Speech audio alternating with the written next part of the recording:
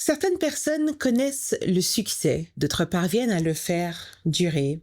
Notre invitée du jour fait partie de ces rares femmes qui ont su transformer un talent en carrière, une carrière en marque et une marque en véritable plateforme d'impact. Artiste musicienne, entrepreneur et aujourd'hui directrice générale du Fonds de promotion culturelle, Barbara Kanam est une des femmes les plus influentes de la culture congolaise. Mais derrière les récompenses, derrière les tournées, derrière la notoriété, il y a surtout une femme qui a appris à construire, à investir, à se réinventer et à durer. Je suis Déborah Mutunde, ambassadrice du programme Élevé, et bienvenue dans Élevé Impact. Merci beaucoup, Déborah. Barbara, Oui, ou devrais-je dire plutôt Madame la directrice générale. beaucoup de casquettes en même temps. C'est une fierté et un immense plaisir de t'avoir encore.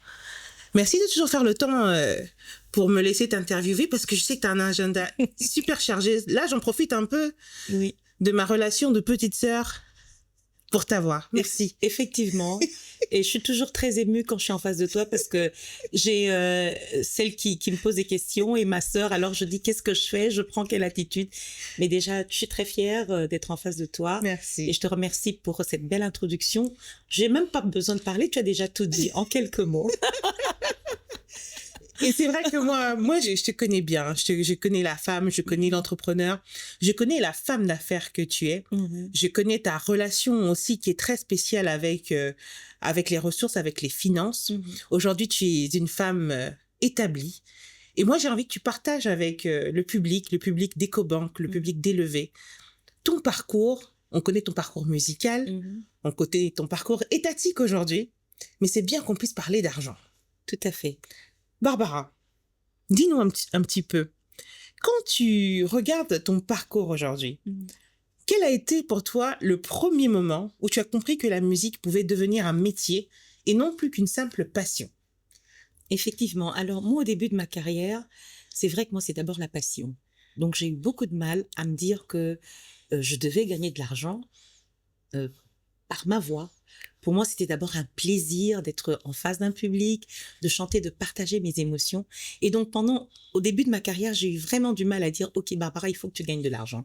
Et d'ailleurs, on se moquait souvent de moi parce que j'en oubliais même à demander le cachet. Donc, j'avais tendance à vouloir chanter d'abord par passion. Mais très vite, quand j'ai compris que mon talent était une valeur pour les autres et que les gens se faisaient de l'argent aussi par mon talent, je me suis dit, tiens, là, il faut vraiment que je prenne les choses en main parce que je sais que la passion, elle nourrit d'abord l'âme, elle nourrit les autres. Mais le professionnalisme vous permet de construire sur le temps, de durer sur le temps. Et à un moment, je me suis dit, il y a eu ce déclic et j'ai dit, maintenant, Barbara, tu vas faire tout pour durer dans le temps, non seulement grâce à ton talent, mais aussi en pensant argent et en pensant à planifier, en pensant justement à avoir un plan de vie. Mhm. Et ce déclic, il est venu à quel moment? À quel moment est-ce que tu as commencé à véritablement penser comme une entrepreneur et moins comme une artiste? Alors, je pense que ce moment, c'est déjà quand j'ai plusieurs trophées, plusieurs reconnaissances, plusieurs récompenses. En fait, cette reconnaissance, je réalise que j'ai une valeur, je réalise que je suis une marque, je réalise quelque part à un moment donné, je parle de moi, mais je deviens un produit. Ce produit, c'est Barbara Kanam, ce produit, c'est Becca, ce produit, c'est la diva. Et ce produit, il a une valeur marchande qu'il faut pouvoir capitaliser, générer de l'argent. Quand j'ai compris l'écosystème dans lequel j'évolue, et puis je voyais, j'ai eu la chance d'évoluer justement en Côte d'Ivoire et dans d'autres pays où j'ai compris que la musique était tout un plan, toute une organisation. Il fallait une équipe derrière et donc il fallait s'organiser. Et tu l'as fait avec brio. Mhm. J'ai été parmi les témoins Ah, privilégiés de cette organisation. J'en ai fait moi-même partie. Et je pense que une grande partie de ma formation aussi personnelle Mhm. vient de ces moments-là parce que c'était une véritable entreprise. Une artiste, on va avoir un côté légal, on va avoir un côté financier et un côté visuel, d'apparence, de communication. C'est tout un business, toute une industrie. Tout à fait, tout à fait. Et c'est ce qu'on a, je pense que c'est ce qui nous a manqué un peu en RDC, surtout quand je parle des femmes artistes qui ont très souvent oublié que c'était une carrière, que c'était un business. Quand on pense trop quand on s'appuie sur des gens, ou quand on pense que ça va durer toute la vie, non. C'est un business où il faut planifier, où il faut anticiper, où il faut s'organiser, où il faut épargner, même en musique, parce que nous n'avons pas de retraite. Déjà, nous, les artistes, on n'a pas de retraite. Donc, comment on fait quand on a fini justement d'être sous la lumière et de briller? Et après, on vit de quoi? Moi, je suis très heurtée et vraiment, ça me fait de la peine quand je vois des artistes qui ont du mal même quand ils meurent, on ne sait même pas organiser les obsèques d'un artiste. Donc, vous voyez, je pense qu'il y a tout ça. Moi, à un moment donné, j'ai dit non, il y a ce déclic, il faut que je m'organise parce qu'il y aura après Barbara le produit, il y a Barbara la femme qui va rester, il y a Barbara la grande sœur qui va rester. Qu'est-ce que je fais après? Et très vite, j'ai eu ce déclic et je me suis dit, il faut que je m'organise. Et ça, c'est très important. Mais alors, dis-nous un petit peu, quelle a été pour toi la plus grande difficulté à tes débuts? Qu'est-ce qui a été le plus dur? Le trac. C'est vrai? Le trac, oui, parce qu'on se dit, est-ce que ce que je fais est bien? Est-ce que ça va plaire? Je pense que la première difficulté, c'est de pouvoir convaincre. Et de s'imposer aussi, de faire en sorte qu'on vous accepte comme vous êtes. Parce que je n'ai jamais voulu ressembler à quelqu'un. Je me suis inspirée des autres, c'est vrai, mais je voulais être moi-même, je voulais garder mon authenticité, mon originalité, ma personnalité. Et je pense que c'est ce qui a séduit aussi les gens finalement, c'est de dire Barbara, elle est restée elle-même. Et ça, j'ai toujours voulu le garder et je continue de le garder jusqu'à aujourd'hui. Et je pense que ça m'a beaucoup aidée. Mais la plus grande difficulté, c'est de convaincre. Mais je suis heureuse parce que si EcoBank aujourd'hui me permet de pouvoir participer justement à ces émissions, ça prouve que quelque part, j'ai pu convaincre par mon travail, par mon talent. Oui, quel a été le prix de cette ambition? Et est-ce que tu as eu des moments où tu t'es dit, je veux abandonner? Ah oui, très souvent. Très souvent parce qu'on a un métier qui n'est pas un métier qui paye toujours. C'est des fois un métier ingrat. Vous avez fourni beaucoup d'efforts, beaucoup de sacrifices, beaucoup de temps où vous n'avez pas passé avec votre famille, avec les personnes que vous chérissez. Et en face de vous, vous avez des gens qui ne réalisent même pas tout ce que vous avez eu à investir derrière, le temps passé en studio, le temps passé à écrire, à composer, mais à se dire je vais m'habiller comment, je danse comment, mais c'est tout un travail. Et je pense que ce qui a été vraiment pour moi, c'est le sacrifice. Je dirais en un mot, les sacrifices vraiment consentis, investis pour se dire je donne le meilleur de moi-même. Mais j'ai toujours une forme de joie parce que quand j'entends ce qu'on dit Barbara, vous êtes parmi les personnes aujourd'hui, les femmes qui sont comptées parmi les femmes qui continuent à influencer la jeunesse congolaise, les femmes. Oui, et ça pour moi, c'est quelque part une part de réussite. Barbara, tu es très entourée de par ta famille, ton public, oui. Tes équipes qui t'accompagnent. Mais est-ce qu'il y a eu des moments où tu t'es sentie seule? Est-ce qu'il y a eu un moment où tu as été le plus solitaire, un peu plus solitaire? Alors, je vais te faire une confidence, Déborah, c'est que oui, toi, tu parles de moi, tu me connais très bien et tu sais combien j'aime la famille et que j'ai toujours été attachée à ma famille. D'ailleurs, vous m'avez toujours accompagnée un peu partout. Les gens étaient toujours étonnés. Dans la plupart de mes clips, il y a toujours un membre de ma famille. Donc, c'est pour dire combien moi, je suis très attachée aux gens. Mais par contre, j'ai eu beaucoup de moments de solitude. Et je pense que tu les as aussi en faisant ce métier aujourd'hui. On est dans un des métiers événementiels, de visibilité, de lumière. On a des moments où on est seul. On est seul face à ses choix. On est seul face à ses erreurs, on est seul face à ses échecs, on est seul face à ses rêves. Il y a des moments où on est seul et c'est là où la foi et Dieu intervient. Et c'est pour ça que je dis que dans ce métier, c'est important d'avoir la foi. Sans la foi, c'est difficile de surmonter toutes ces montagnes et tous ces obstacles. Et je pense que ces moments de solitude, j'ai pu les surmonter avec l'aide de Dieu, avec ma spiritualité. Ça m'a fait beaucoup de bien. Mais oui, les moments des solitudes, on les a. Et c'est important aussi de les avoir parce qu'il faut à un moment donné revenir en soi-même, se dire qu'est-ce que je fais? Je suis allée d'un point A à un point B, je vais aller à un point C, mais qu'est-ce que je fais? Qu'est-ce que je n'ai pas bien fait? Ces critiques, est-ce qu'elles sont constructives? Se remettre en question. Se remettre en question. Et nous, dans un métier justement d'artiste, on se remet en question parce que c'est un métier, il faut renaître, il faut se régénérer, se réinventer. Mais tu te réinventes sur quelle base? Est-ce que tu te laisses influencer par les dictats de la mode, du moment? Est-ce qu'on reste soi-même? Ce sont des choix qui sont très difficiles parce qu'il y a des questions d'argent. Est-ce que je fais de la musique commerciale ou je fais de la musique parce que je veux durer dans le temps? Moi, j'ai fait des choix, des fois qui étaient des choix difficiles. Mais ce qui est sûr, c'est que dans ces moments de solitude, je n'étais pas seule. J'ai toujours dit que Dieu était avec moi. Et il te porte et on le voit. Moi, ce que je trouve admirable chez toi, et peut-être que le public va penser que je parle pas avec objectivité. Mais alors, qu'est-ce que tu dirais que la jeune Barbara Canham ignorait que la dame que tu es aujourd'hui sait? Quand tu te projettes, si tu pouvais parler à toi il y a 20 ans, il y a 30 ans, tu te serais dit quoi? Je me serais dit, mais mais Barbara, est-ce que tu sais ce qui t'attendait? Tu es aujourd'hui DG, donc tu as bien fait d'y croire, tu as bien fait de persévérer et de jamais baisser les bras et de pas entendre ce que les autres vous disent, parce que les autres vont toujours vous ramener, vous ramener vraiment à terre et vous dire que c'est pas possible. Non, non, non. Il faut croire en soi, il faut de la résilience, mais surtout de la persévérance. Et je pense de la détermination, c'est très important. Et ça, rester focus. Et ça, tu en as. Alors, Barbara, à présent, on va parler un petit peu d'argent, d'indépendance, de réussite.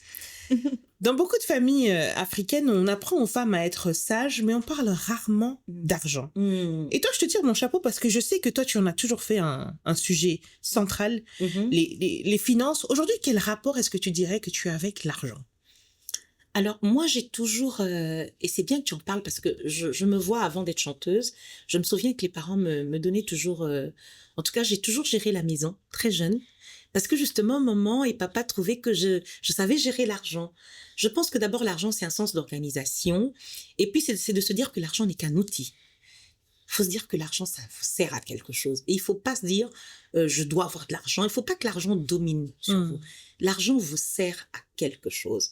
Quand vous avez ce regard avec l'argent et que vous dites que l'argent, je peux l'avoir en travaillant, et que je ne subis pas les dictats de l'argent, à ce moment-là, vous avez un autre regard. Et je pense que très jeune, j'ai compris que l'argent était utile, mais qu'il fallait savoir, il fallait pouvoir s'organiser.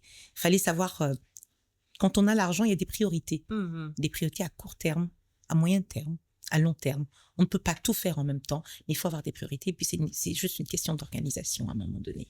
Très tôt dans ta carrière, tu as réussi. Donc, qui dit réussite financière dit aussi beaucoup de rentrées d'argent.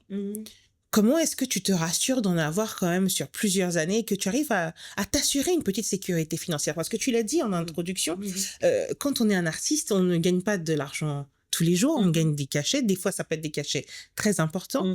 Des fois, il peut rien se passer. Comment est-ce qu'on gère? Moi, je pense que, comme je l'ai dit depuis le début, c'est d'abord une question d'organisation.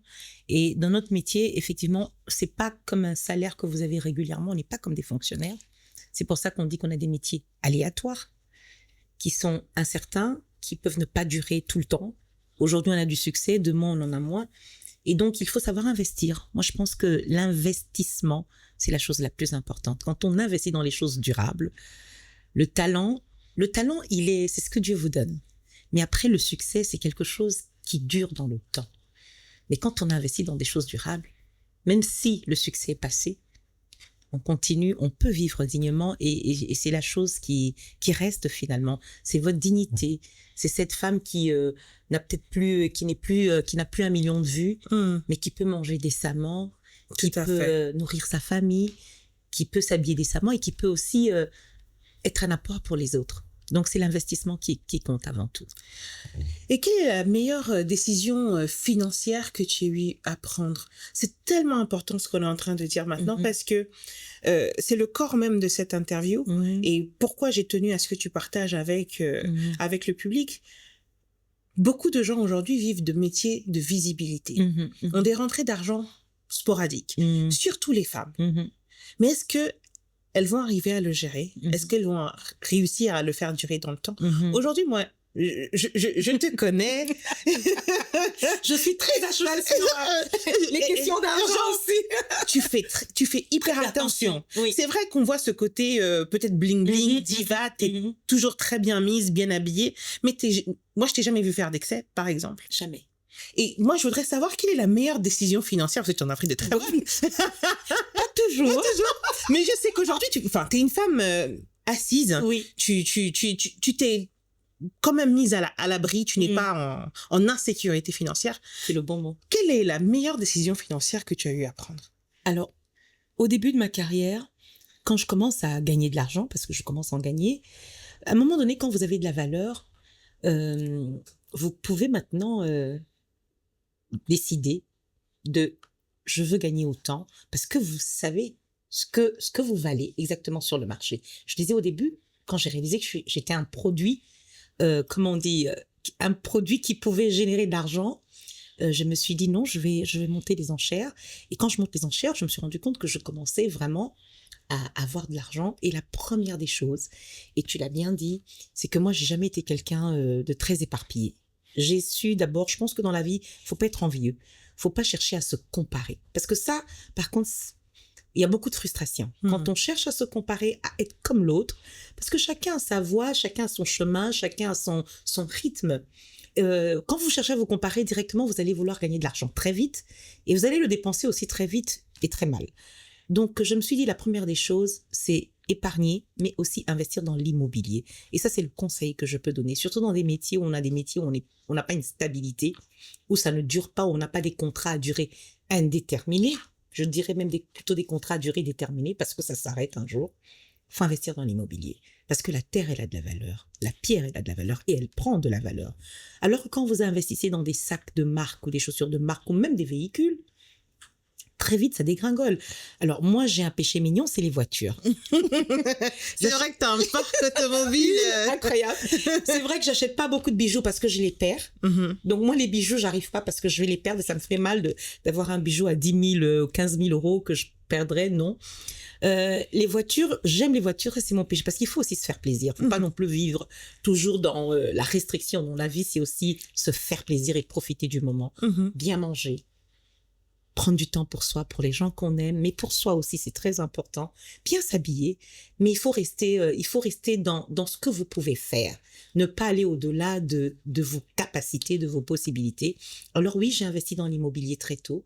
Et puis, quelquefois, je me suis fait plaisir en achetant des véhicules que j'aimais. Mais je me rendais compte que quand je devais les revendre, ils n'avaient plus la même valeur.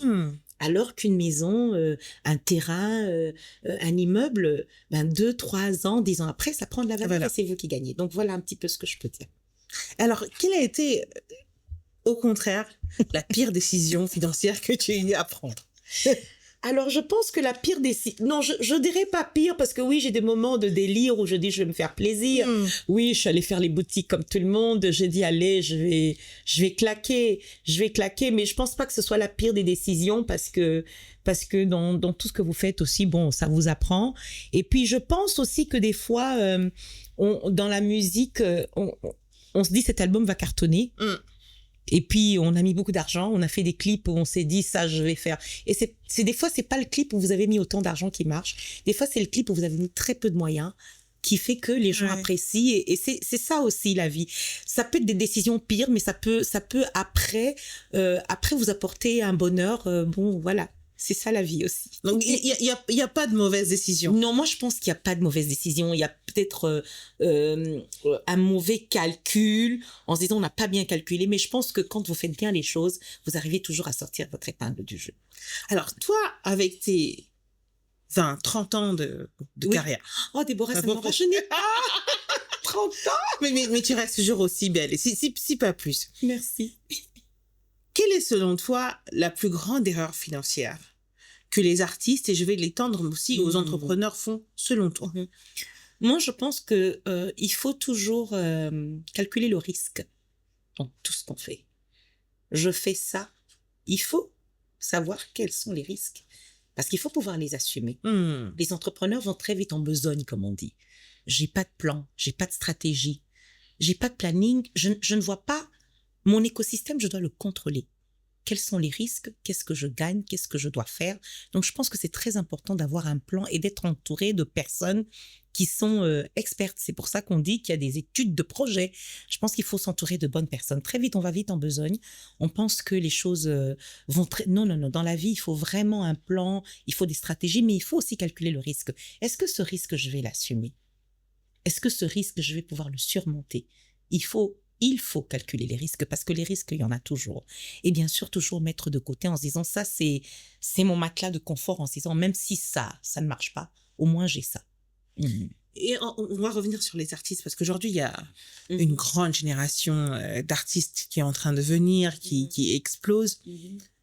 Quelle est selon toi l'erreur qu'ils commettent financièrement? Est-ce qu'il y a quand tu les observes, toi, en tant qu'aîné, tu vois qu'il y a des choses, tu dis non, cette direction-là, Alors, il y a des erreurs que les gens font, c'est de très vite te signer avec des majors. Je pense qu'on en a déjà discuté, toi et moi, parce qu'on m'a toujours dit, mais pourquoi t'as pas signé avec une major? Parce que ces majors, ils vous tiennent à un moment donné. Vous êtes obligé de faire comme eux veulent. Et le jour où vous ne le faites pas, vous êtes lié quelque part. Alors, ce qui est aussi primordial, c'est de bien lire son contrat. D'abord d'en signer, parce que très souvent, on ne signe pas. Vous avez des artistes qui ont perdu beaucoup d'argent avec des droits d'auteur parce qu'ils n'ont jamais signé de contrat. Donc, ils ont perdu de l'argent. Il faut se rassurer que tout est structuré, encadré, protégé. Vos albums, vos chansons, tout ce que vous faites doit être avec un... Il faut jamais faire confiance en personne. Même avec les membres de la famille. Quand il s'agit du business, il faut signer un contrat parce que c'est important. Parce que quand l'argent arrive, les gens changent des fois. Et les artistes aussi font l'erreur de se dire bon, je gagne de l'argent maintenant, j'ai beaucoup d'argent, donc je fais de la... Voilà, c'est des folies. J'achète tout ce que je veux, je n'investis pas, je ne pense pas à demain. Parce qu'il y aura toujours ce succès. Ce succès, il dure un moment, il ne dure pas toute une vie. Or, l'investissement dure une vie. Et ça, je ne cesserai de le dire. La diva, c'est bien, mais une diva, elle prend de l'âge. Je n'ai plus 20 ans, je n'ai plus 30 ans.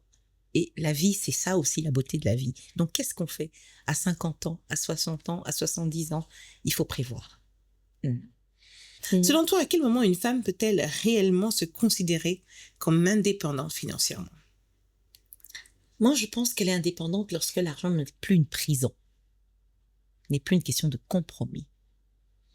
Si l'argent devient une prison, l'argent devient une contrainte permanente où je dois chercher de l'argent, je dois avoir de l'argent, non. L'argent ne doit pas être une prison. Pas du tout. L'argent, ça doit être un plaisir, c'est-à-dire on doit le gagner avec plaisir, avec joie, et se dire qu'aujourd'hui, j'en ai peut-être pas beaucoup, mais demain, j'en aurai plus. C'est-à-dire qu'il faut pas que l'argent vous lie. L'argent ne doit pas être une prison. L'argent doit être un moyen de se faire plaisir, un moyen de faire plaisir aux autres, un moyen de subvenir à ses besoins, mais surtout pas une prison. Et c'est beau ce que tu dis, hein, et parce que à aucun moment, tu parles de montant d'argent. Non. Tu parles surtout d'un état d'esprit. Tout à fait. Oui.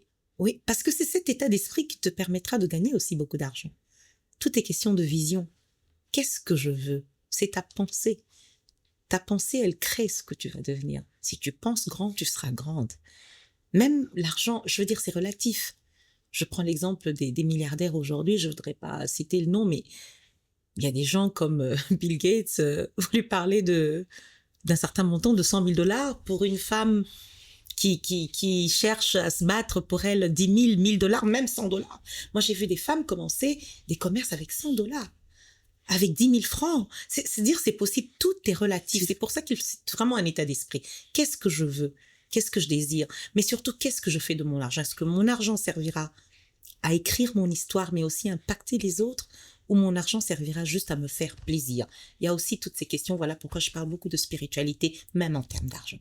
Est-ce qu'il y a eu une période de ta vie où, malgré le succès et les revenus que tu générais, et des fois, ils pouvaient être très conséquents? Absolument.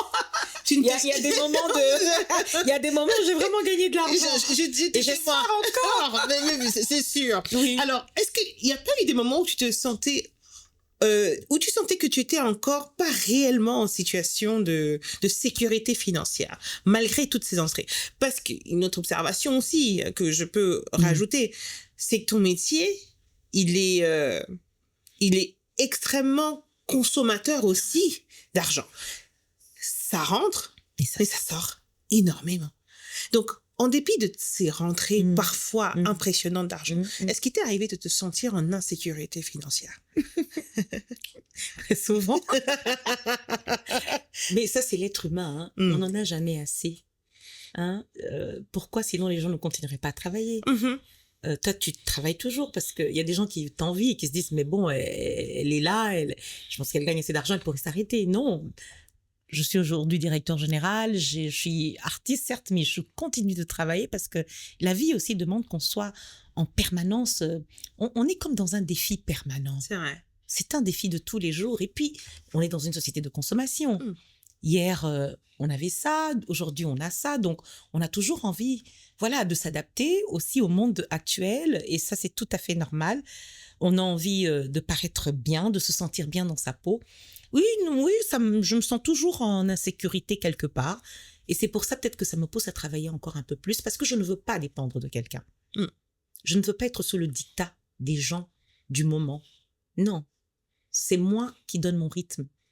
Et je ne sais pas les gens qui m'imposent leur rythme. Non, je ne voudrais pas le diktat de qui que ce soit. Et même en termes de musique, même en termes de production, je n'ai jamais voulu dépendre d'un producteur. C'est vrai. On va se dire, non, elle est prétentieuse. Non, c'est pas de la prétention, c'est juste que il y a des moments où j'ai pas forcément envie de chanter, où j'ai envie de prendre le temps pour moi. Tu sais, ces moments de solitude où tu as envie d'être toi-même, de te remettre en question. Si je suis sous le diktat d'un producteur, il me dira, lève-toi maintenant et t'y vas. Mais là, c'est un plaisir de venir là, de pouvoir participer à ce moment d'échange avec toi, tu vois. Ça me fait plaisir. J'ai un moment de bonheur. Mais ça aurait été une contrainte, je n'aurais peut-être pas la même énergie. Donc voilà pourquoi, voilà, je pense que la vie, il faut faire les choses comme on le sent. Et pouvoir rester au contrôle des choses. C'est ça. Est-ce qu'aujourd'hui, tu dirais qu'il y a quelque chose qui te manque? J'adore ça. Qu'est-ce qui te manque? Ce qui me manque, c'est de pouvoir faire encore mieux.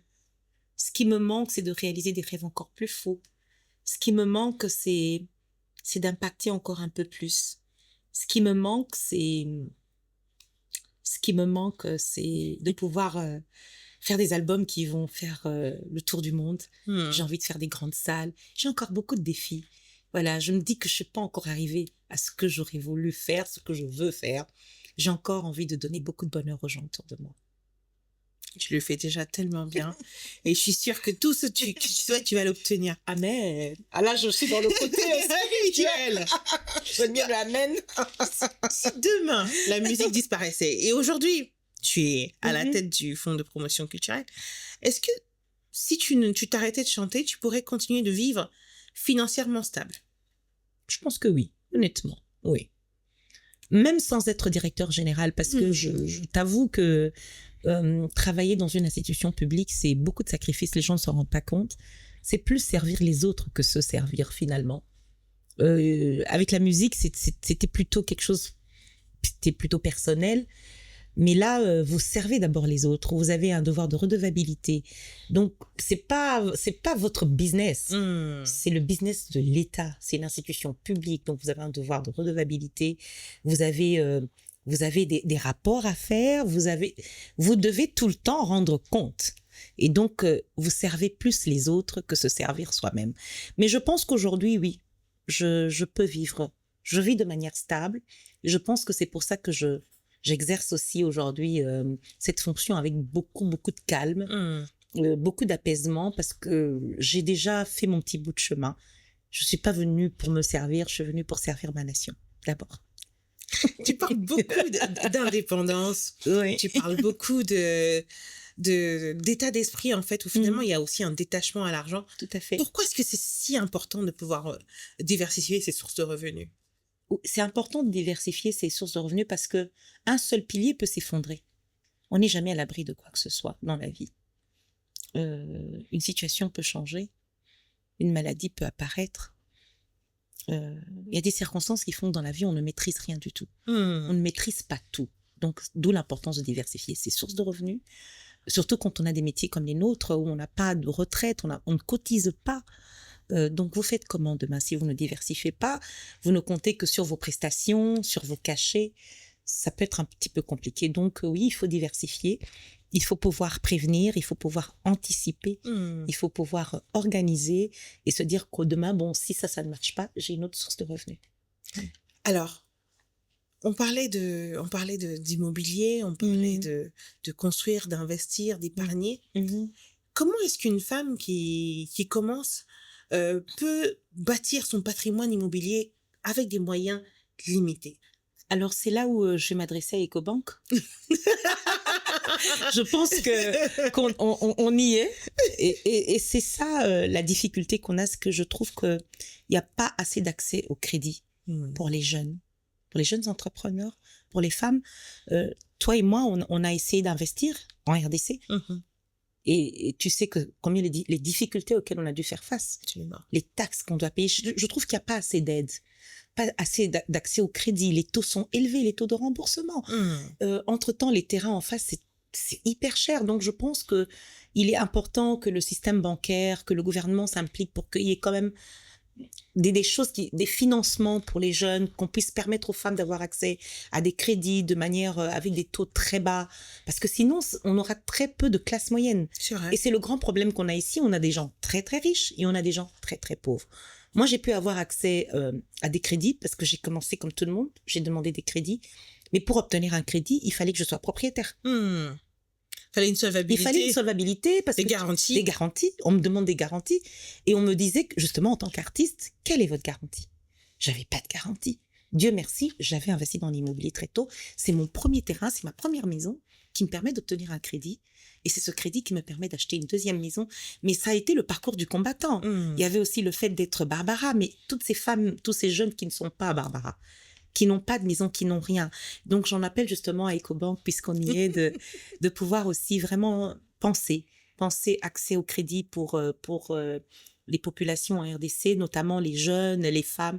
Je pense que ce sera aussi une manière d'encourager, justement, d'encourager les entrepreneurs dans notre pays. C'est toute l'ambition et la vocation de ce programme et c'est la raison pour laquelle je me suis engagée aussi pour vulgariser ce message. Aujourd'hui, avec Ecobank, tu as la possibilité d'obtenir un crédit sans garantie de 50 000 $. Ah, C'est la seule banque en RDC qui le fait et qui offre aussi le meilleur taux de remboursement du D'accord. marché. C'est vrai que ça reste quand même des taux importants, mhm, mais aujourd'hui, sur le marché du crédit congolais, Ecobank élevé offre des solutions quand même adaptées au marché. c'est une bonne nouvelle. C'est Et si à l'époque où on avait investi, on avait commencé à investir, Oui. élevé existait, je te garantis que les choses ne se seraient pas passées de la même Alors, façon. élevé, c'est justement c'est par Ecobank, c'est C'est ça? par Ecobank, voilà. Très bien. C'est le programme d'accompagnement financier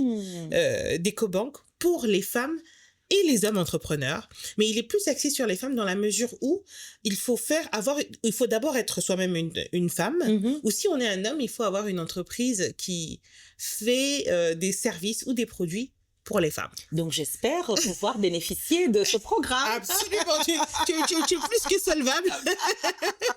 C'est une très bonne nouvelle. Je pense qu'il n'y aura pas de problème à ce niveau-là. Mais même pour celles qui ont des revenus plus faibles, Exactement. à partir du moment où elles sont structurées, Oui. où elles ont un compte bancaire qui existe chez Ecobank, qui a quand même du sérieux, parce que voilà, à un moment donné aussi, on ne peut pas prêter pour prêter, il faut qu'on arrive à se Tout à former. fait. C'est ça aussi. Les gens, oui, il faut toute une voilà. Et il faut quand même qu'il y ait un aspect formation, et ça aussi élever accompagne les femmes entrepreneurs dans ce sens-là. Et il y a moyen aujourd'hui d'emprunter, même avec des moyens limités. Mais tu sais, Déborah, je vais en profiter d'ailleurs parce que j'ai été très touchée parce que je rencontre beaucoup de femmes. Je rencontre beaucoup de femmes dans mon métier en tant que directeur général aussi du Fonds de promotion culturelle, parce qu'en fait, notre mission, c'est d'accompagner les projets culturels sur toute l'étendue de la République démocratique du Congo. Donc, je vois beaucoup de femmes, beaucoup de jeunes qui ont des projets, qui ont des idées plein la tête. Et par exemple, cette tenue, ça a été conçu par une dame. Elle est magnifique. Qui vient de Bukavu, qui est une déplacée de guerre, qui n'a pas beaucoup de moyens, mais j'aime justement son courage. C'est-à-dire, avec rien, elle a recommencé, elle a recréé son atelier de couture et regarde la belle tenue qu'elle... Donc, voilà des personnes. Magnifique. Donc, d'ailleurs, j'encouragerais cette dame à venir voir Ecobank, justement, et à pouvoir bénéficier des... Comment elle s'appelle? Elle s'appelle Anna. Anna, on dit Anna Couture. C'est une dame de Bukavu, jeune et pleine d'ambition et très dynamique. Et je sais qu'il y a beaucoup d'Anna à travers le pays. En tout cas, on l'encourage et elle pourra, à la suite de ce podcast, tout à fait, remplir un petit formulaire que je vais mettre en ligne et l'équipe d'Ecobank va te contacter, ma chère Anna. En tout cas, bravo. J'attends une tenue aussi. Exactement. Je suis sûre qu'elle va te sublimer. Magnifique. Alors, on a beaucoup parlé d'immobilier dans cet échange. Quels sont aujourd'hui les secteurs qui t'inspirent le plus pour investir? Alors, tu parles à une culturelle. La culture. C'est vrai? La culture d'abord, parce que les gens ont pendant longtemps, ils pensaient que la culture n'était pas un secteur porteur.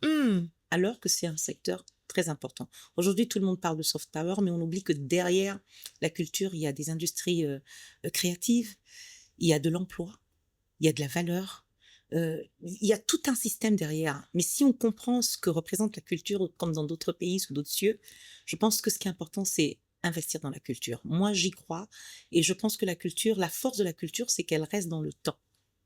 Les chansons ne se démodent pas. C'est pas des produits périssables.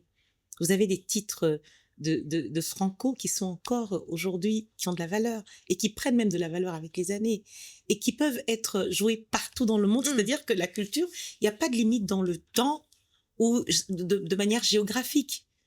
Un Madilou, on l'écoute au Brésil, comme on l'écoute en Angola.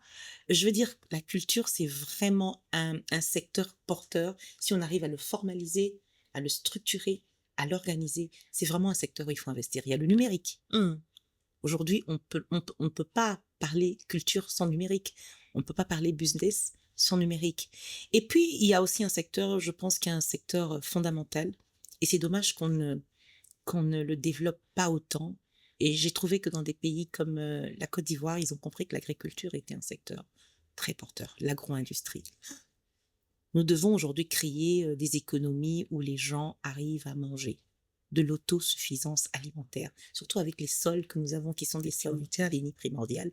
Je pense que ça, c'est aussi un secteur, il faut encourager les jeunes à investir dans même la culture du fruit, les arbres fruitiers, le piment, les oignons. Est-ce que si chacun avait un potager chez lui, on mangerait des produits bio et on n'allait pas mourir de faim? Moi, je suis estomaquée quand je vois aujourd'hui, beaucoup de gens chez nous, ils disent j'ai faim. Il y a un potager derrière. On peut avoir des légumes frais. Il y a du maïs. Donc, je pense que le secteur de l'agro-industrie, c'est important. Il ne faut pas avoir peur parce que les gens pensent que quand on est une femme, pourquoi je vais aller dans la... Non, c'est un secteur et il suffit de se former dans l'agronomie. Je pense que c'est des secteurs qui sont très porteurs et comme je l'ai dit, la culture, pour moi, elle est importante parce qu'il y a de la création et de la création, c'est de l'argent. La création, c'est de l'argent. On parle de conseils. Quel conseil est-ce que tu donnerais aujourd'hui à une femme qui commence tout juste à générer ses premiers revenus? Qu'est-ce qu'elle devrait faire en premier? Épargner, investir, se former ou entreprendre? Alors, je pense qu'avant tout, il faut se former. Sans formation, c'est très compliqué. On ne peut pas être autodidacte. C'est vrai qu'il y a des chansards. Moi, je dis toujours, par exemple, moi, je n'ai pas été formée dans la musique. Je suis vraiment une autodidacte. C'est vrai. Mais ça n'arrive pas à tout le monde. Je pense qu'il faut se former. Pour être directeur général, j'ai fait des études, ce qui m'a aidé aujourd'hui à pouvoir diriger un établissement public. Donc, je pense qu'il faut se former. Il faut entreprendre. Il faut, quand on investit, épargner. Il faut épargner. Il ne suffit pas de tout investir, il faut épargner. Le calcul du risque. Voilà pourquoi je parle. En parlant de poste, justement, tu es à la tête du fonds de promotion culturelle. C'est un poste étatique, c'est un poste d'autorité. Qu'est-ce que cette position t'a appris aujourd'hui? Alors, ça m'a appris déjà que le monde de la musique et celui de gérer un établissement public, c'est vraiment deux mondes différents. Parce que dans la musique, je gère Barbara. Je gère Barbara, je gère ses tenues, je gère ses concerts, je gère ses répétitions, je gère ses choix artistiques, ses projets. Mais gérer une institution publique, comme je le disais, d'abord, c'est servir les autres, mais c'est surtout gérer des êtres humains, des hommes. Et quand on gère des hommes, on doit se mettre au-dessus. Il y a des décisions qu'on peut prendre qui ne sont pas forcément des décisions qui sont saluées par tout le monde. Donc, c'est vraiment des choses où on se met au-dessus. Il faut beaucoup de recul, beaucoup d'écoute, beaucoup de calme. Il faut être entouré d'une bonne équipe, mais il faut surtout gérer des hommes qui ont chacun son tempérament, sa façon de voir les choses. Il faut s'imposer, se faire accepter, imposer son autorité, surtout quand on est une femme. Il faut faire des bons choix, prendre de bonnes décisions. Et il faut faire développer l'entreprise, mais aussi, c'est gérer l'humain. Parce que des fois, vous êtes à l'écoute des gens, vous faites un peu tout. Vous êtes quelque part, faites de la sociologie parce que vous vous occupez des cas sociaux. Il y a le côté psychologique, donc il y a beaucoup de choses, mais c'est un monde qui vous apprend énormément, où il y a beaucoup de challenges. C'est pas toujours facile, mais en même temps, je suis très heureuse de pouvoir vivre ça au quotidien parce que ça m'a beaucoup appris. C'est comme une nouvelle école. Et quelle est la plus belle leçon que tu as apprise justement de ce passage au fond de promotion culturelle? Que d'abord, rien n'est impossible à celui qui croit. parce que j'ai écrit une nouvelle page de mon histoire en République démocratique du Congo, du statut d'artiste, statut de directeur général, de mandataire public. C'est deux mondes différents, mais j'arrive à le faire parce que je pense qu'avant tout, tout est question de passion, mais aussi de se dire je servais un public, je servais une base fan. Aujourd'hui, je sers toute une nation, avec ceux qui m'aiment et qui ne m'aiment pas. Mais je sers la culture de mon pays et je pense que ça, c'est très valorisant. Et dans l'exercice de ces fonctions, j'imagine, tout n'a pas toujours été très facile. C'est quoi le plus difficile? Est-ce que tu dirais aujourd'hui que c'est gérer une carrière ou c'est diriger des personnes? Oh, je pense que le plus difficile, c'est diriger des personnes. Ouais, diriger des personnes. Parce que d'abord, vous avez, comme je disais, vous êtes tenu par un devoir, des obligations, des comptes rendus. Vous passez devant des commissions, vous passez devant le Sénat, vous passez devant l'Assemblée. Vous avez des comptes rendus à faire. Qu'est-ce que vous avez fait? Qu'est-ce que vous avez réalisé? Donc, il y a ce sentiment de se dire, je dois faire, mais vous le faites pas seul. Vous le faites avec les autres. Donc, d'où l'intérêt d'avoir une bonne équipe, de comprendre son écosystème. Et puis, il y a cet environnement où on se dit qu'une femme à cette place, elle a forcément bénéficié de faveurs. Elle a forcément bénéficié de faveurs. Tu dirais que c'est la critique la plus injuste que tu as reçue? Ah oui, la plus injuste, celle qui vous fend le cœur parce qu'on se dit non, vous êtes là parce que certainement elle a bénéficié de faveurs et je pense que beaucoup de femmes vivent cela au quotidien alors qu'ils oublient que le travail qu'on fournit d'abord est un travail qui est encore plus important et que finalement le travail finit toujours par prouver que ce ne sont pas ces faveurs, c'est ce que vous avez fourni comme travail et c'est ce qu'il faut arriver à obtenir en fin de compte. Donc oui, c'est beaucoup plus difficile mais c'est beaucoup plus valorisant et moi j'aime les challenges. J'aime les challenges. Et tu l'as réussi avec brio. Le temps est passé en un moment éclair, déjà plus de 2 ans. Ça va faire plus de 2 ans. Plus de 2 ans. J'ai un mandat de 5 ans. Mais c'est quelque chose d'enrichissant et je ne regrette vraiment pas d'avoir, d'être à la tête de cet établissement, qui est un établissement avec beaucoup de difficultés, bien évidemment. Mais pour moi, c'était un challenge de dire, allez, je vais apporter aussi mon expérience, mon aura, mon savoir-faire pour pouvoir servir la culture de mon pays. Et dans 3 ans, quand tu arriveras à la fin de ce premier mandat. Oui. Parce qu'en RDC, bon, voilà, les mandats, on ne sait jamais. Mais alors, est-ce que tu as des objectifs, tu as des choses que tu aimerais réaliser, que tu aimerais voir se concrétiser? Alors moi, ce qui est sûr, c'est que je veux rester artiste, avant et après. Parce que le mandat, la fonction, ça passe. C'est des choses qui durent un moment. Mais mon art, ce que je suis, ça dure toute une vie et ça restera ma raison d'être et mon essence même. Et donc, non, je veux continuer à faire de beaux albums, faire des concerts, et puis pouvoir aussi partager mon expérience avec les autres. Pourquoi pas faire des conférences? J'ai vraiment beaucoup, beaucoup de projets, mais mon projet reste toujours lié à l'autre. Je voudrais apporter quelque chose pour l'autre, impacter les générations à venir, les jeunes filles, et vraiment les encourager à croire en elles-mêmes. En parlant justement des jeunes filles, tu as vu des générations défiler sous tes yeux, tu as grandi, tu as évolué, tu as mûri avec les femmes congolaises. Quand tu les vois aujourd'hui, surtout la jeunesse, qu'est-ce qui te rend optimiste?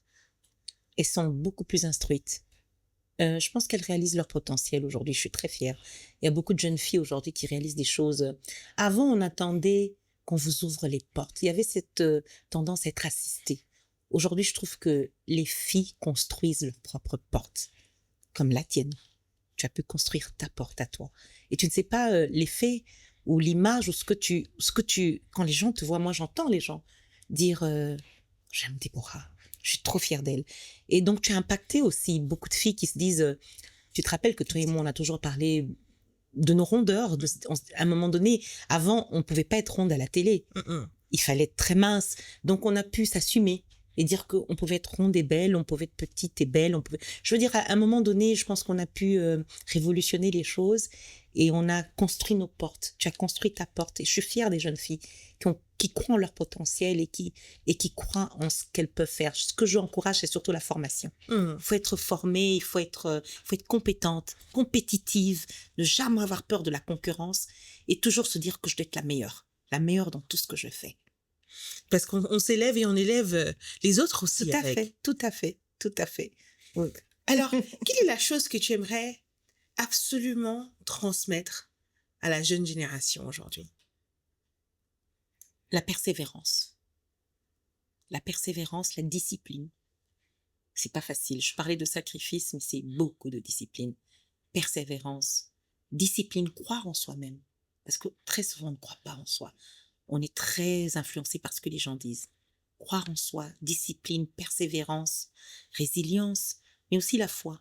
Je dis toujours que la spiritualité, c'est la base. La spiritualité vous permet de surmonter beaucoup de choses. Donc, il faut y mettre ce qu'on appelle la foi dans notre vocabulaire. Je crois qu'il faut avoir vraiment la foi en soi, la foi en Dieu, la foi en ce qu'on fait. Barbara, c'est l'heure de la question qui pique dans ce podcast. Pourquoi piquer? Imagine que demain, tu perdes absolument tout. Oui. Ta notoriété, t'es plus Barbara Cana. Mm-hmm. Tu perds tes contacts, tu perds tes revenus, tu perds ton influence. T'as plus tes chauffeurs, oui. Et toute ma compagnie. J'aime bien mes sœurs de ce jour, mais Barbara est toujours accompagnée de je ne sais pas combien de personnes. Pour ce podcast, c'est la diva. J'ai dit préparez-vous. Le studio va être envahi, on aura 20 personnes ici. Si aujourd'hui, il ne te restait que ton expérience, finalement, tes compétences, ton savoir-faire, combien de temps est-ce qu'il te faudrait pour reconstruire ta vie? Oh, j'ai pas peur. Tu sais, moi, je sais renaître de mes cendres. J'ai des moments difficiles où j'ai l'impression que j'avais tout perdu. Mais je pense que, justement, avec la foi, quand on croit en soi-même, je pense que très vite, je vais me relever. Déjà, le fait de vous avoir, d'avoir ma famille, d'avoir les personnes que j'aime autour de moi, et d'avoir la vie que j'ai, la santé. Quand on a la santé, quand on a la vie, on peut toujours renaître. Je ne sais pas combien de temps ça va prendre, mais on finit par renaître. C'est vrai? Oui. Et tu commencerais par quoi? Je commencerai par m'entourer de ma famille. Je pense que c'est la première des choses parce que j'ai besoin de leur réconfort. Dans mes moments difficiles, ma famille a toujours été là, ma mère, notre papa n'est plus là, mais notre maman que tu connais, elle a toujours été à nos côtés. Je pense que ma famille, mes sœurs, mes frères, les personnes que j'aime, mon fils bien évidemment, et puis j'irai en studio. C'est vrai? Ah oui. Tu chanterais? Je chanterai. En fait, je chanterai. Je pense que la chanson, c'est le moment où vraiment j'arrive à me soigner. C'est une très belle thérapie pour moi. Je chanterai. C'est tellement beau. Je pense que je t'ai donné la règle. Je chanterai. Alors, moi, j'aimerais te soumettre un scénario. Oui. C'est la question élevée. Imaginons qu'une jeune femme congolaise se présente devant toi aujourd'hui. Elle est talentueuse, elle est sérieuse, elle a une vision, elle travaille dur, elle a un projet. Et grâce à la plateforme d'Élevé, elle arrive à obtenir un financement à la hauteur de $100,000 pour développer une activité. Ok. Avant même de regarder ce projet, quels seraient les critères qui te permettraient de savoir si cette femme est réellement prête à gérer cet argent? Bien évidemment, ce sera par rapport à son discours. Ce qu'elle me dira, je pourrais ressentir d'abord si elle sait ce qu'elle veut. Parce que si tu ne sais pas ce que tu veux, si tu es éparpillé dans tes idées, qu'est-ce que tu veux? Quel est ton objectif? Est-ce qu'elle maîtrise son marché? Est-ce qu'elle est disciplinée? Quel est son rapport par rapport à l'argent? Est-ce qu'elle veut gagner de l'argent? Elle veut réussir? Elle veut construire quelque chose sur du long terme? Comment elle voit? Parce que si elle me dit qu'elle veut gagner tout de suite, je vais me dire non, celle-là, elle est un petit peu pressée. Je pense qu'il ne faut pas quelqu'un de pressé, il ne faut pas quelqu'un qui pense qu'on va gagner. Il faut quelqu'un qui se dise aussi, je peux échouer. Mais si j'échoue, je dois recommencer. Il faut quelqu'un de déterminé. Moi, je pense que son discours me dira déjà tout. En 2-3 minutes. Et puis, tu sais, le regard est très important. Rien que le regard, tu sais sentir si quelqu'un veut quelque chose. Et quand quelqu'un veut, il obtient. Et toi, tu as toujours eu un flair incroyable. Les Anglais appellent ça reading of character. Et toi, tu as toujours réussi à déchiffrer les personnalités. Tout à fait. Tu es très bonne à ça, mais après, bon, toi, tu as des super pouvoirs. Oui. Quelles sont les qualités qui seraient importantes chez elle? Qu'est-ce que tu rechercherais comme qualité chez elle? Alors, moi, je ne voudrais pas qu'elle cherche à impressionner, je ne voudrais pas qu'elle soit dans la précipitation, je voudrais qu'elle soit dans une capacité d'organisation, dans une connaissance de son marché, qu'elle s'entoure de bonnes personnes. Parce qu'aussi, tu peux avoir un très bon plan, un très bon projet, mais si tu n'as pas de bonnes personnes, et je pense qu'on en avait discuté déjà plusieurs fois aussi, même avec toi, me concernant, ma famille disait toujours, mais Barbara, tu as un talent fou, mais il faut que tu t'entoures de bonnes personnes. Parce que si tu n'as pas de bonnes personnes, ils vont t'étouffer d'une manière ou d'une autre. Donc, je veux savoir son équipe, c'est qui, elle travaille avec qui, quel est son plan, quelle est sa stratégie. C'est quoi votre stratégie? Votre stratégie, quelle est votre cible? C'est quoi ta cible? C'est les jeunes filles, c'est 7 à 10 ans. En fait, il faut que tout soit structuré, organisé, ciblé, clair, un plan clair, une stratégie en place, un objectif, une vision. Surtout pas de précipitation et calcul risque. Et qu'est-ce qui serait pour toi, au contraire, des comportements qui feraient penser qu'elle n'est pas encore prête? Je dirais de la précipitation, je dirais de l'empressement à vouloir gagner tout de suite, très vite. Ça se planifie et je pense que avec justement des structures comme EcoBank, je pense que il y a certainement des accompagnements. Il faut se faire accompagner. C'est pour ça qu'on parle de business plan. Quel est votre business plan? Qu'est-ce que vous voulez? Qu'est-ce que vous souhaiteriez? Je pense que si tout est structuré, on arrive à avoir une idée, mais surtout se dire que si je ne réussis pas, je dois continuer jusqu'à ce que je réussisse. Ça doit être un objectif. La persévérance. La persévérance. Est-ce que ce serait le seul conseil que tu lui donnerais pour être sûr de transformer ce financement en une entreprise durable, créatrice de valeur et d'emploi? Oui. S'il y a un seul conseil. Alors, s'il y a un seul conseil, ce serait difficile de tout mettre en un mot, mais je pense que il faut viser dans tout ce qui a de la valeur et il faut investir dans ce qui dure. Investir dans ce qui dure. Investir dans ce qui dure et persévérer et y croire. Pas investir dans des choses qui sont éphémères. Le marché, il faut vraiment étudier son marché. Quel est le besoin? Est-ce que le besoin, c'est... je sais pas, est-ce que le besoin... Quel est le besoin? Vous êtes dans quel marché et quel est le besoin de ce marché? Il faut répondre à la demande. Quand il y a un besoin, répondez à la demande. Et une demande qui peut s'inscrire dans le temps. Tout à fait. Tout à fait. Je pense que la durabilité est vraiment primordiale. Alors, ce sera le dernier conseil, le conseil de fin. je sais que madame la directrice générale a un agenda très chargé. Je vais te demander de compléter cette phrase. Une femme qui maîtrise son avenir financier est une femme qui ne subit pas. Une femme qui ne subit pas le temps, qui ne subit pas les circonstances, mais qui maîtrise son destin et qui arrive à impacter aussi sa famille, sa communauté, son pays. Une femme qui sait écrire sa propre histoire, mais une belle histoire. Quelle autre conclusion pour ce podcast? Échanger avec toi, bien qu'on ait eu des milliers d'heures de conversation, je pense, c'est toujours instructif. Oh là là. Et tu es une véritable mine d'or de conseils, d'expériences. Merci. Merci à toi, Déborah. Merci pour ce que tu es, pour notre pays, pour notre culture, pour notre famille et pour moi. Merci.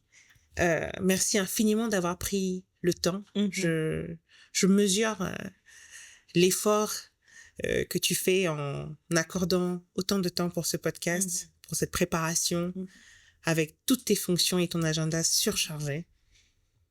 Tu es une masterclass, une véritable masterclass. On ne finit pas d'apprendre avec toi, d'être touché, d'être bouleversé, d'être inspiré. Et moi, je te souhaite encore beaucoup, beaucoup de bonheur. Merci beaucoup. Beaucoup de réussite. Et qu'est-ce que tu me souhaites à moi et à toutes celles qui nous suivent? Et pour toi, je le devais, tu vois, dès que tu parles, moi, j'ai toujours une petite larmichette. Non, mais je te souhaite beaucoup de bonheur et une réussite que tu ailles encore plus loin, plus haut, parce que je sais que tu n'es qu'au début et que tu vas faire beaucoup de choses, que tu réalises tes rêves les plus fous, mais que tu sois surtout heureuse dans ce que tu fais. Merci. Je te veux heureuse, épanouie, bien entourée, profite. Prends le temps aussi pour toi, parce que je sais que tu donnes beaucoup de temps pour la télé, pour les émissions, parce que tu es une boule d'énergie, toi. Tu ne te fatigues jamais. Et même dans la famille, tu es quelqu'un de très maternel, très protectrice, qui ne parle pas toujours, mais qui agit dans le silence. Et je te souhaite vraiment beaucoup de bonheur et à toutes les personnes qui nous écoutent, qui nous regardent. Et à toute cette belle équipe qui nous a accompagnés, je vous dis bravo. Bravo Merci. pour cette initiative et merci à l'Ever d'avoir choisi ma sœur parce que she's the best. Merci. Et tout ça, c'est très objectif, absolument. Alors, on comprend, mesdames et messieurs, que le talent peut ouvrir une porte, mais la vision, la discipline, la gestion financière et les bonnes décisions permettent de construire une carrière qui dure. Un grand merci à Barbara Kanama, Madame la directrice générale du Fonds de promotion culturelle, d'avoir partagé avec nous son expérience, ses leçons et sa mission.